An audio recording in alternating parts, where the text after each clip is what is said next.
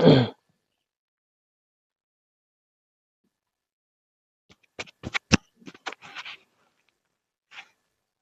हम लोग सक्रियता श्रेणी के बारे में पढ़ेंगे। ठीक है, सक्रियता श्रेणी को पढ़ने से पहले हम लोग जानेंगे क्रियाशीलता के बारे में। क्रियाशीलता का मतलब अर्थ क्या होता है।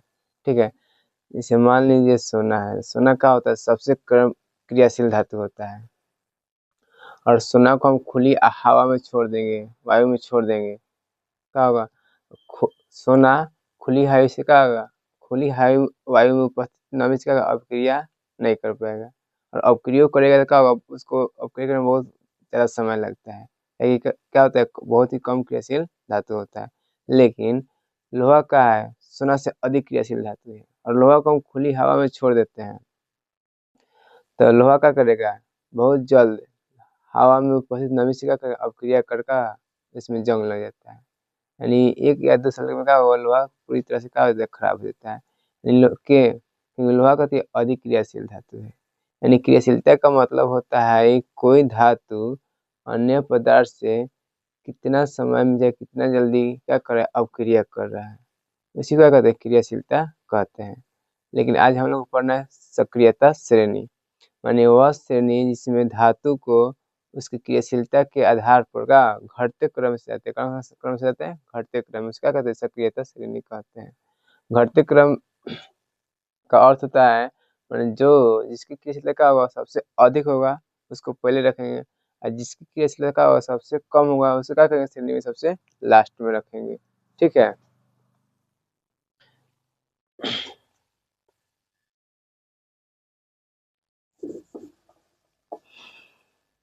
यहाँ पर लिखेंगे सक्रियता, सक्रियता श्रेणी, सक्रियता श्रेणी यानी वह श्रेणी,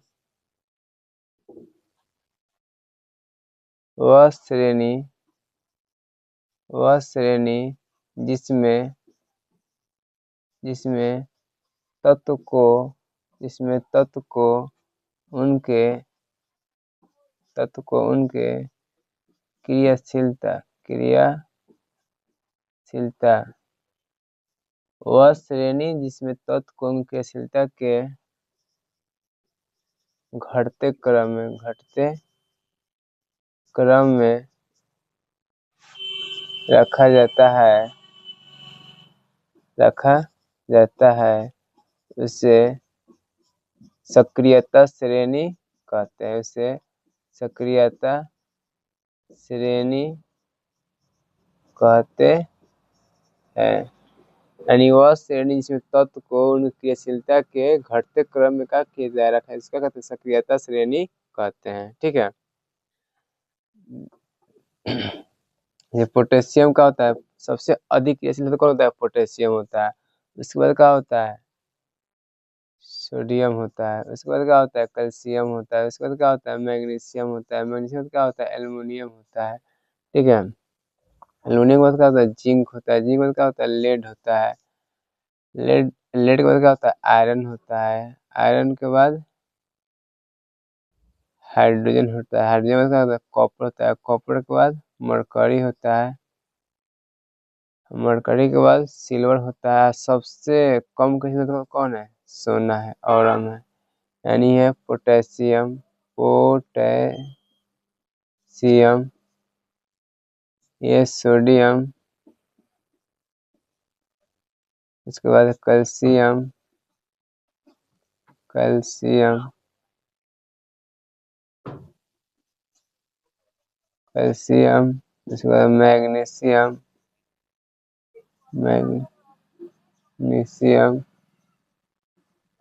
उसके बाद का एल्युमिनियम,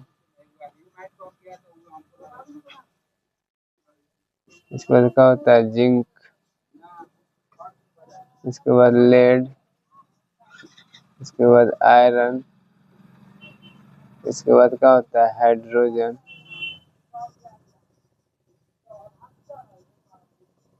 हाइड्रोजन, इसके बाद क्या होता है, कॉपर, इसके बाद मरकरी, सिल्वर,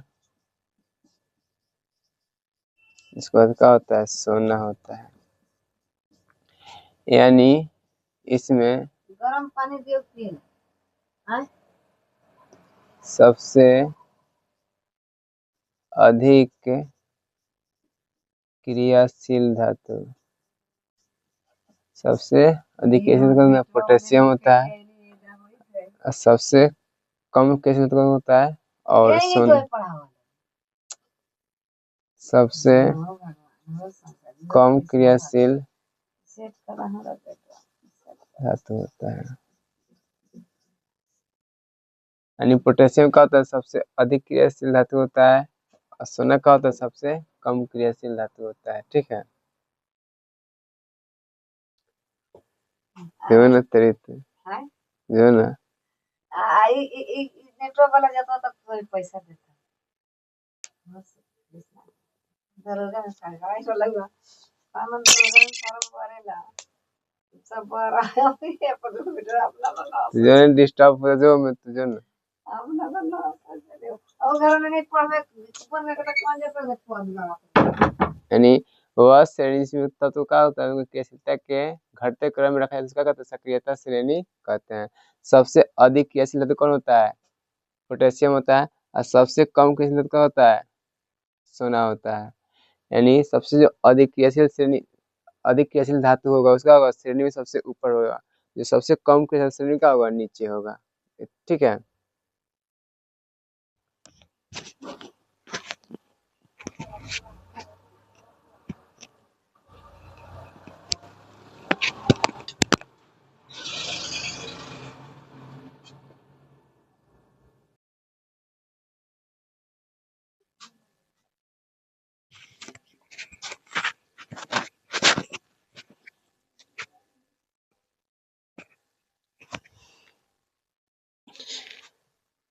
अब हम लोग पढ़ेंगे श्रेणी का महत्व, मैं सक्रियता श्रेणी का क्या महत्व है। ठीक है, तो सक्रियता श्रेणी में जो धातु हाइड्रोजन से ऊपर होता है वो अम्ल अभिक्रिया कर क्या करता है, हाइड्रोजन गैस मुक्त करता है। और सक्रियता श्रेणी में जो धातु हाइड्रोजन का होता है नीचे होता है वो अम्ल अभिक्रिया क्या करता है, हाइड्रोजन गैस मुक्त नहीं करता है।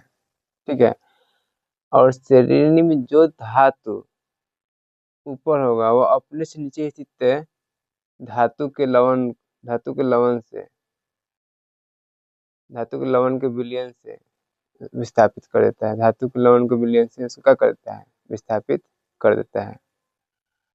और बात जो अधिक क्रियाशील धातु होता है वह कम क्रियाशील धातु से क्या करेगा, क्रिया कर लेता है, लेकिन जो कम क्रियाशील धातु है वो अधिक क्रियाशील धातु से क्रिया नहीं करता है।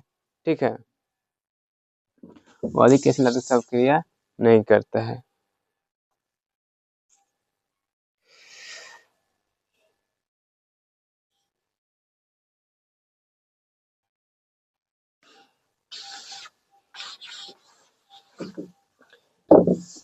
जैसे यहाँ पर सोडियम है, पोटेशियम है, सोडियम है, कैल्शियम है, मैग्नीशियम है, एल्युमिनियम है, जिंक है, आयरन है, लेड है, हाइड्रोजन है, कॉपर है, मरकरी है, सिल्वर है और औरम है।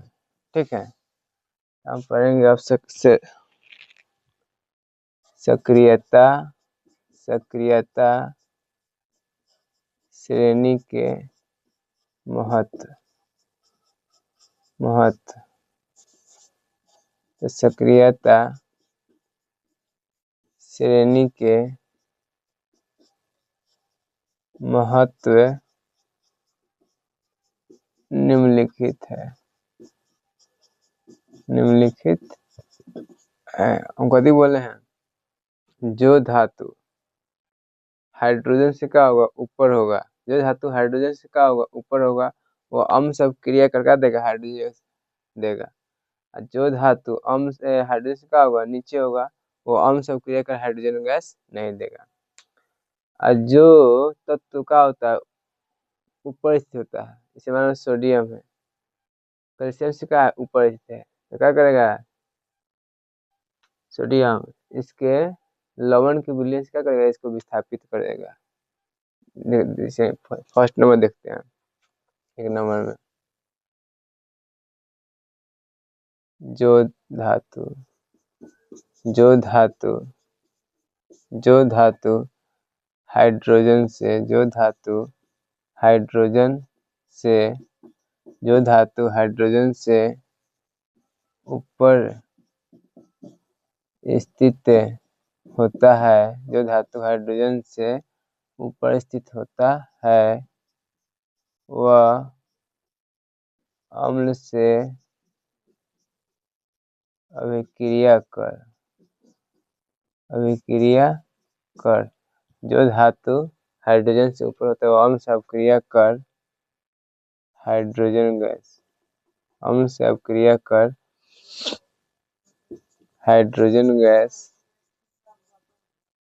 हाइड्रोजन गैस मुक्त करता है। इसमें सोडियम अम्ल से अभिक्रिया करेगा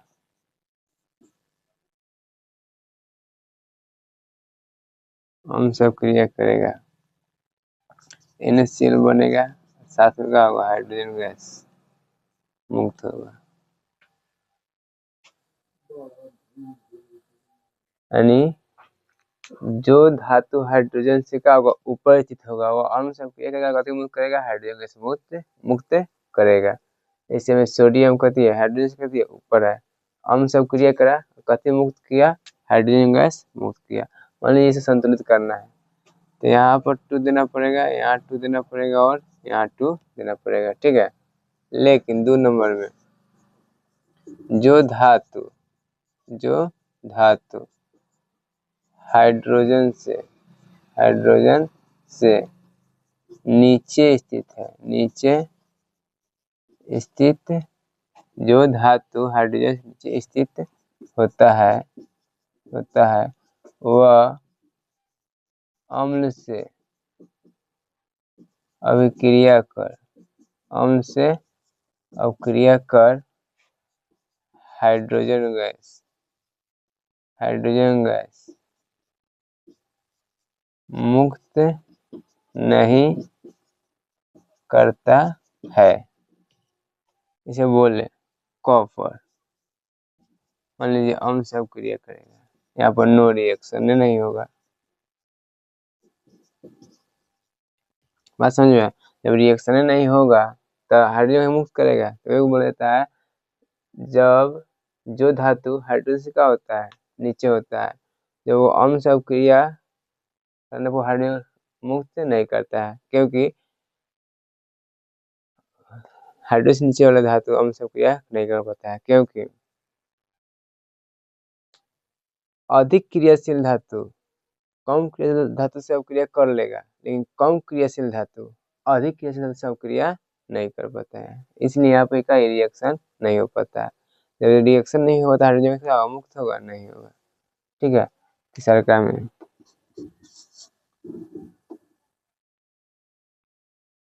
जो धातु ऊपर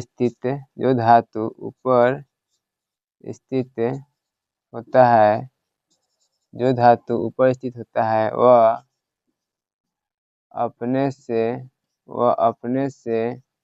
नीचे स्थित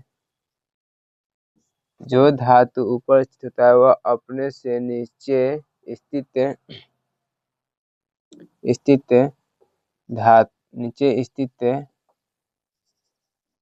धातु को उसके विलयन से विस्थापित कर देता है, ठीक है। मैंने कहा जो धातु ऊपर स्थित होता है वह अपने से नीचे स्थित धातु को उसके विलयन से क्या कर देता है विस्थापित कर देता है। जैसे में जिंक कॉपर सल्फेट से अभिक्रिया करेगा, ठीक है। ये जिंक कहाँ है यहाँ पर है, कॉपर कहाँ है नीचे है। तो ये बोले हैं जो धातु ऊपर स्थित होता है तो जिंक कॉपर से ऊपर स्थित है कि नहीं है, वह अपने से नीचे स्थित धातु को तो यहाँ पर जो कॉपर का है जिंक से कहते नीचे है, उसके बिलियन से, उसके धातु को उसके बिलियन से, धातु को उसके लवण के बिलियन से, लवण बिलियन से क्या करता है, विस्थापित कर देता है। यानी जिंक क्या करेगा, कॉपर को हटा देगा, यहाँ पर SO4 के साथ क्या करेगा, अपक्रिया कर लेगा और जिंक का हो जाएगा, अलग हो जाएगा। ठीक है, वो बोलता है जो धातु ऊपर स्थित होता है वो अपने से नीचे स्थित धातु को उसके लवण विलय से क्या करता है, विस्थापित कर देता है। ठीक है, जैसे मान लीजिए यहाँ पर इसमें यहाँ जिंक का किया है, कॉपर सल्फेट सब क्रिया किया है, तो जिंक का क्रियाशीलता श्रेणी में ऊपर स्थित है और कॉपर का क्रियाशीलता श्रेणी में नीचे स्थित है। ठीक है, इसलिए जिंक क्या करेगा, कॉपर सल्फेट को हटा देगा और खुद SO4 के साथ अपक्रिया कर लेगा। यहाँ पर Cu होगा, Cu होगा, यानी जिंक कॉपर सल्फेट क्या कर दिया, विस्थापित कर दिया, SO4 के साथ अपक्रिया कर लिया। मान लीजिए कॉपर का अपक्रिया FeSO4 के साथ कराए और कॉपर का क्रियाशीलता श्रेणी में नीचे है, आयरन का क्रियाशीलता श्रेणी में ऊपर है, यानी कम क्रियाशील है, अधिक क्रियाशील है। यानी कम क्रियाशील धातु अधिक क्रियाशील धातु से क्रिया नहीं कर पाएगा, इसलिए यहाँ पर क्या होगा, नो रिएक्शन। नो रिएक्शन माने अधिक क्रियाशील धातु कम क्रियाशील धातु सब क्रिया कर सकता है, लेकिन कम क्रियाशील धातु अधिक क्रियाशील धातु सब क्रिया नहीं कर पाता है। ठीक है, जैसे मान लीजिए अब यहाँ पर जिंक FeSO4 का क्रिया कराए, तो जिंक कथी है, आयरन से, जिंक यहाँ पर है, आयरन कहाँ है, नीचे है, यानी जिंक का क्रियाशीलता आयरन की क्रियाशीलता से कहती है अधिक, यानी जिंक अधिक क्रियाशील है, आयरन कम क्रियाशील है। यहाँ पर क्रिया होगा, तो अब क्रिया होगा तो जिंक कहाँ है, ऊपर स्थित है, और लोहा कहाँ है, जिंक ऊपर है, लोहा कहाँ है, नीचे स्थित है। इसलिए जिंक क्या करेगा, लोहा को हटा देगा और SO4 के साथ क्या कर लेगा, अब क्रिया कर लेगा, SO4 Fe को हटा देगा। बात समझ में आया? यानी सक्रियता श्रेणी का महत्व क्या है, यानी जो धातु हाइड्रोजन से ऊपर होगा वह अम्ल से क्रिया करेगा, कथी देगा, हाइड्रोजन गैस देगा, और जो धातु हाइड्रोजन का होगा नीचे होगा वो अम्ल से क्रिया करने पर हाइड्रोजन गैस नहीं देता है, क्योंकि रिएक्शन नहीं होता है वहां पर। और जो धातु ऊपर स्थित होगा तो वो अपने से निश्चित धातु के लवण से विलयन को क्या करेगा, उसको विस्थापित कर देगा, खुद वहां पर अपना स्थान ले लेगा। ठीक है,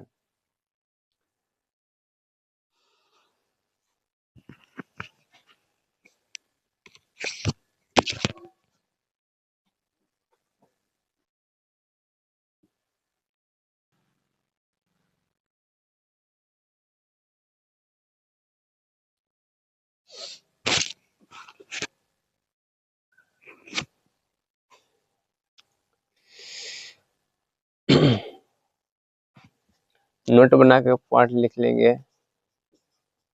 यानी अधिक क्रियाशील धातु, अधिक क्रियाशील धातु, अधिक क्रियाशील धातु कम क्रियाशील धातु से, कम क्रियाशील धातु से, अधिक क्रियाशील धातु कम क्रियाशील धातु से अभिक्रिया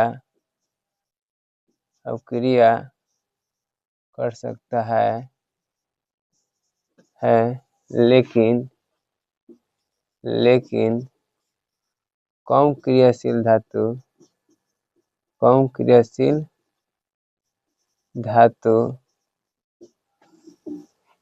अधिक क्रियाशील धातु से, अधिक क्रियाशील धातु से अभिक्रिया नहीं कर सकता है, नहीं करता है। इसको नोट में लिख लेना है। ठीक है, यानी अभी तक हम लोग पढ़ रहे हैं सक्रियता श्रेणी, यानी वह श्रेणी जिसमें तत्व को उनकी क्रियाशीलता के आधार पर क्या करते हैं, घटते क्रम में रखा है तो इसका कहते हैं सक्रियता श्रेणी कहते हैं। यानी करने का मतलब कहती है जिसके क्रियाशीलता का होगा सबसे अधिक होगा उस श्रेणी में सबसे पहले होगा, जिसका क्रियाशीलता श्रेणी में क्या होगा, क्रियाशीलता श्रेणी सबसे कम होगा और श्रेणी में सबसे बाद नीचे होगा, ठीक है, अंत में होगा। इसके बाद पर्यावरण सक्रियता श्रेणी का महत्व, यानी से हाइड्रोजन से ऊपर स्थित धातु का करेगा, जब अम्ल से अभिक्रिया करेगा क्या करेगा, हाइड्रोजन गैस देगा। हाइड्रोजन से नीचे जो धातु होगा वो अम्ल से अभिक्रिया करने पर हाइड्रोजन गैस नहीं देता है, क्योंकि वहां पर कोई रिएक्शन नहीं होता है। तीसरा कहती है जो तत्व ऊपर स्थित है वो अपने से नीचे स्थित तत्वों के अपने से नीचे धातु के लवण को उसके विलयन क्या करता है, विस्थापित कर देता है, ठीक है। अधिक क्रियाशील धातु कम क्रियाशील धातु से क्रिया कर सकता है, लेकिन कम क्रियाशील धातु वाला धातु अधिक क्रियाशील धातु से क्रिया नहीं कर पाता है, ठीक है। परीक्षा में देखिए किस प्रकार क्वेश्चन पूछता है। इसे क्वेश्चन रहेगा क्या होता है जब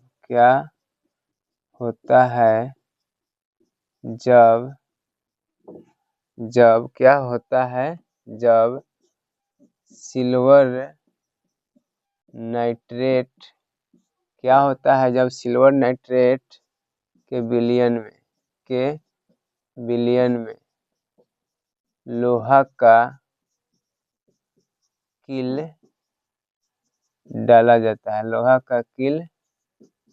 डाला जाता है, क्वेश्चन पूछता है क्या होता है जब सिल्वर नाइट्रेट के विलयन में लोहा का किल डाला जाता है, ठीक है।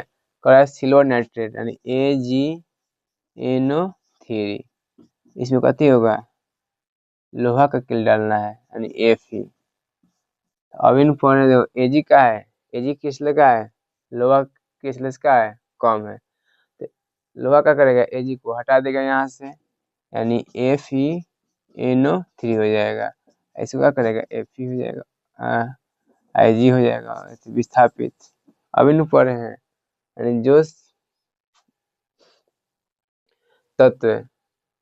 जो धातु ऊपर है स्थित है क्रियाशीलता श्रेणी में, और जो धातु क्रियाशीलता श्रेणी का नीचे स्थित है तो क्या करेगा, उसको लवण से क्या करेगा, ऊपर वाला नीचे वाला क्या करेगा, विस्थापित कर देगा।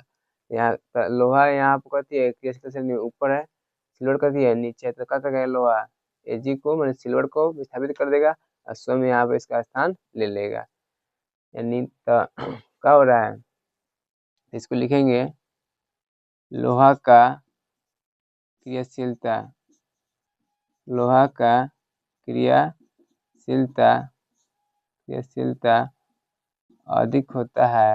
अधिक होता है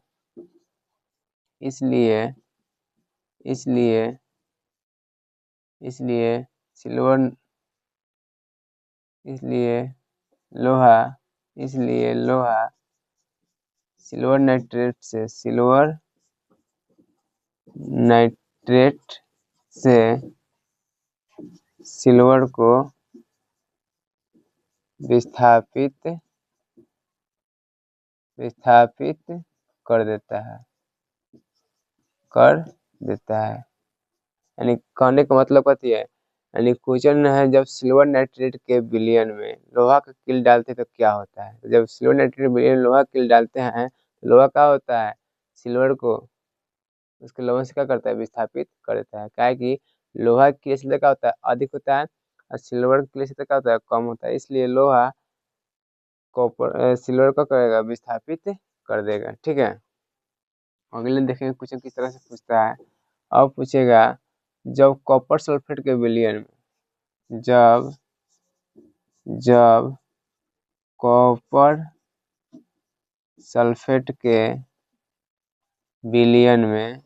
कॉपर सल्फेट के विलयन में लोहा का कील डाला जाता है, जब कॉपर सल्फेट के विलयन में लोहा का कील डाला जाता है तब कॉपर सल्फेट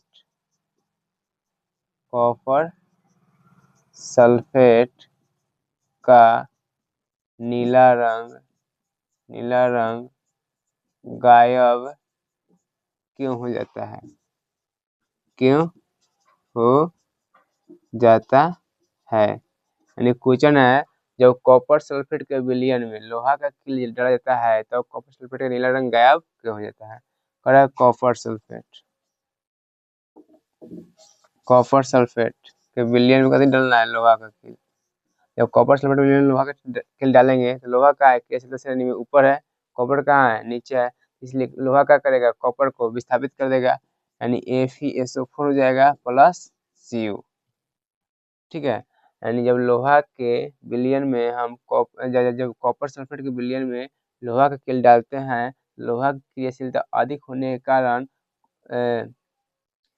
लोहा कॉपर का करता है विस्थापित करता है, जिसके कारण इसका नीला रंग का होता है गायब हो जाता है। बात समझ लेते हैं, यहाँ पर लिखेंगे लोहा का लोहा का क्रियाशीलता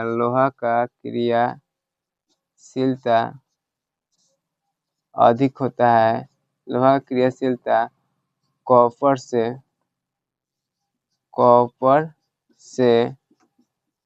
अधिक होता है, इसलिए लोहा कॉपर को विस्थापित कर देता है, जिसके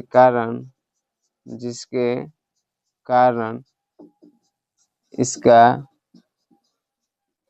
नीला रंग गायब हो जाता है।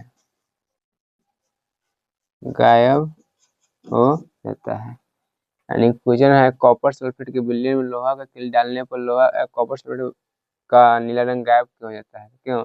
यानी जब कॉपर सल्फेट के विलयन में हम लोहा का कील डालेंगे, लोहा की क्रियाशीलता अधिक होने के कारण और कॉपर का क्रियाशीलता कम होने के कारण लोहा कॉपर को उसके सल्फेट से क्या करेगा, विस्थापित कर देगा और स्वयं उसके जगह स्थान ले लेगा। यदि कॉपर सल्फेट से क्या होता है, विस्थापित होता है, तो उसका नीला रंग भी गायब हो जाता है। ठीक है, आज हम लोग पढ़े हैं सक्रियता श्रेणी, यानी वह श्रेणी जिसमें तत्वों को उनकी क्रियाशीलता के घटते क्रम में रहेगा तो सक्रियता श्रेणी कहते हैं। इसके बाद देखें सक्रियता श्रेणी का महत्व, यानी जो धातु हाइड्रोजन से ऊपर था तो वह अम्ल से क्रिया कर दे रहा था, हाइड्रोजन गैस दे रहा था। जो धातु अम्ल से नीचे था वह हाइड्रोजन से नीचे था वह अम्ल से क्रिया कर हाइड्रोजन गैस नहीं दे रहा था। जो तत्व ऊपर था स्थित तो वह अपने से नीचे स्थित धातु के लवण के विलयन का विस्थापित कर दे रहा था। और अधिक क्रियाशील धातु का है, कम क्रियाशील धातु से क्रिया कर सकता है, लेकिन कम क्रियाशील धातु अधिक क्रियाशील धातु से क्रिया नहीं कर पाता है। ठीक है,